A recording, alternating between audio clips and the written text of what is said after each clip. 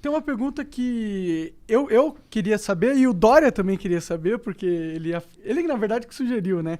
Por que, mas eu também queria saber isso, por que que não tem um trem que vai de São Paulo pro Rio, meu? Por que que não tem essa porra? É tipo, mano, é um trem, é fácil, a gente já inventou isso faz muito tempo, tá ligado? É fácil, mas é caro pra caramba.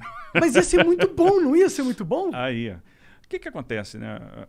A grande questão é a viabilidade financeira mesmo. Então, lá atrás, né, se ventilou muito a ideia de vamos fazer o trem-bala Rio-São Paulo. E o que não fez esse projeto prosperar? Uma incerteza muito grande do ponto de vista de engenharia, então tem uma questão topográfica para você vencer. O trem ele precisa se acomodar, né, a determinados raios de curvatura, volume, inclinações de rampa, enfim. Então, isso torna a obra muito cara. A gente está falando de uma obra que não se sabia exatamente quanto é que custava, mas na ordem ali de, sei lá, 40 bi, talvez até mais. Para isso funcionar, você precisa ter headways muito baixos, ou seja, a distância entre trens muito pequena, e trabalhar sempre com ocupação máxima e com valores de tarifa altos. E aí você percebe o seguinte: hoje, a grande limitação para a gente ter trem de passageiro no Brasil é que a gente ainda não percebeu que não é tarifa que remunera o serviço que vai botar um projeto desse de pé. Por exemplo, a gente está fazendo muita concessão ferroviária. Retomamos o transporte ferroviário no Brasil. Pô, legal.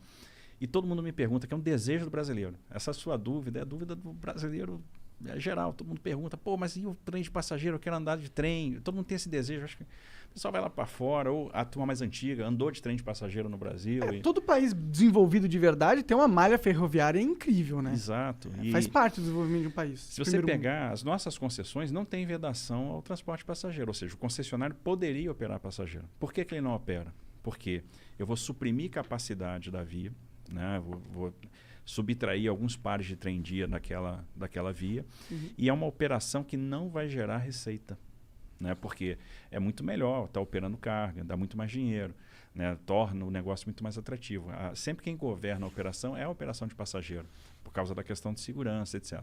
Existe um trem de carga que vai de São Paulo para o Rio? Existe. Ah, existe? Existe. Existe a linha da MRS que faz Rio de Janeiro-São Paulo. Entendi. Então, o que a gente precisa para dar esse passo na direção do trem de passageiros? Perceber que as operações, e uma coisa que o americano percebeu no século XIX, que as operações de passageiro vão ficar de pé a partir do momento que a gente aprender a explorar as receitas acessórias, que a gente conjugar operações de real estate, operações imobiliárias com a exploração da linha. Entendi. E esse passo pode ser dado a partir do momento que a gente aprovar ou mudar o nosso marco legal e trazer as autorizações para o nosso transporte ferroviário. O que é isso? Hoje, fazer ferrovia no Brasil é uma exclusividade do Estado, o que não faz o menor sentido, cá para nós.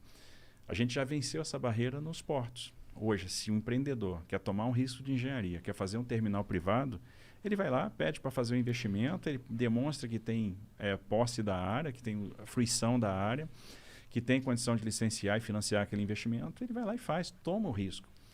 A gente deu essa virada de chave em 93, com a nova lei dos portos, e em 2003 nós demos outra virada de chave importante, que foi, olha, o porto privado vai poder também operar carga de terceiro e não só carga própria. Foi um boom. O que acontece? Hoje, 2/3 da carga movimentada nos portos brasileiros é movimentada em terminais privados. Os terminais privados superaram muito os portos públicos. Que legal, isso é da hora. Então, isso é muito bacana. E aí, a mesma coisa, esse mesmo passo a gente tem que dar no transporte ferroviário. Por exemplo, se o cara quer tomar risco de engenharia e ele tem um plano de negócio, às vezes, bilionário, por que ele não pode fazer a ferrovia dele? Vou dar um exemplo. Nós temos papeleiras, indústrias de celulose no Mato Grosso do Sul, com investimentos de 15 bi, 10 bi. Por que o cara não pode usar 2,5 bi e recuperar a Malha Oeste e fazer o transporte dele de ferrovia para o Porto de Santos? Que a logística de celulose do Mato Grosso do Sul para Santos é de caminhão. Ou por que ele não pode fazer um ramal de Aparecida do Taboado, onde ela vai se conectar com a Malha Paulista até Três Lagoas? Isso assim, a gente está falando de um ramal de 1 bilhão e pouco. É porque ele não pode fazer, porque é exclusividade do Estado. É o marco legal que define isso. É o marco legal. Então a gente precisa romper isso. Existe alguma movimentação para mudar o marco legal? A gente está trabalhando para mudar esse marco legal. Como que é para trabalhar para mudar o marco legal? Como que a gente muda essa porra? A gente tenta... Nós encaminhamos, né, e patrocinamos um projeto de lei no Congresso. Que ele ainda não andou, não está andando. Se ele não andar, a gente tem a opção também de uma medida provisória, que talvez seja uma questão de urgência agora, a gente promover investimento.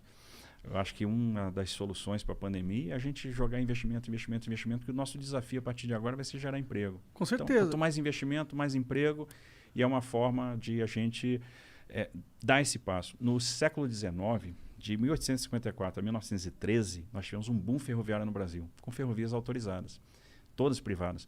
Por que elas se tornaram públicas? Porque elas quebraram na década de 30, com a crise de 29, a crise do café, e o governo foi lá e encampou essas ferrovias que tinham dívida com financiadores. Nos Estados Unidos, até hoje, as ferrovias são privadas. Então, as ferrovias são autorizadas. Por isso, lá eu tenho 7 grandes operadores ferroviários e eu tenho 600 operadores de short lines. Eles têm 270 mil quilômetros de ferrovia, contra 28 mil quilômetros que nós temos aqui. E estamos fazendo bastante. Assim, a gente já contratou 30 bi de investimento privado em ferrovia. A gente deve chegar até o final do ano que vem com 60 bi. É um impulso ferroviário sem precedente. A gente está plantando as sementinhas que vão fazer com que o transporte ferroviário chegue lá em 2035 com 35%, 36% de participação na matriz de transporte. Então a gente sai dos 20% de hoje para 35%, 36%. A gente vai chegar perto do que um país desenvolvido tem, que é em torno de 40%. Entendi, isso em 10 anos. Em 15 anos. Em 15 anos. Porque deve ser difícil e demorado pra caralho fazer trilho de trem em tudo que é canto. Mas se a gente for olhar, é um transporte muito seguro, até pras empresas. Em termos de passageiro é legal, mas as empresas sim, porque não tem como roubar um trem. Quer dizer, até tem, mas é muito mais difícil, né? Você roubar uma carga na rodovia. É exatamente. Assim, o transporte ferroviário, ele traz a regularidade do serviço. O cara sabe que às vezes vai ter uma velocidade de deslocamento menor, mas vai transportar um grande volume, né? Então, um trem carregado, um trem desse de 120 vagões, ele vai tirar 240 bitrens da rodovia, 300 bitrens da rodovia.